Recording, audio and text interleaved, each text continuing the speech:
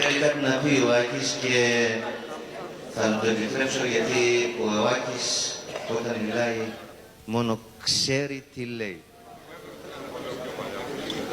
Ο Τόλης ο Βοσκόπουλος δεν θέλει συστάσεις, αλλά θέλω να πω κάτι που μου ήρθε αυτή τη στιγμή, ξέρω, και πρέπει να το πω. Θέλοντας κάποιος να με φέρει σε δύσκολη θέση, σε μια εποχή που ο Τόλης πολλά χρόνια πριν δεν ήταν ο μεγάλος Τόλης Βοσκόπουλος που είναι αυτή τη στιγμή, μου έκανε μια απερπή ερώτηση.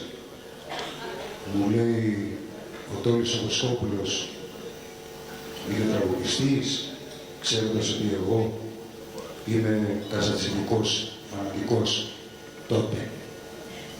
Και του είπα το εξής απλό, ότι ο Τόλης Βοσκόπουλος δίνει στον κόσμο τις εξετάσεις του σε σχέση με το αν είναι τραγουδιστής.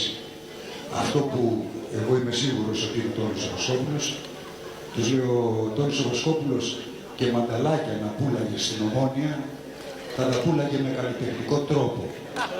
Γιατί ο Τόλης Βοσκόπουλος πριν από οτιδήποτε είναι καλλιτέχνης. Τι να του πεις τώρα, μετά από αυτό, τι να του πεις του Άκη του Πάνου.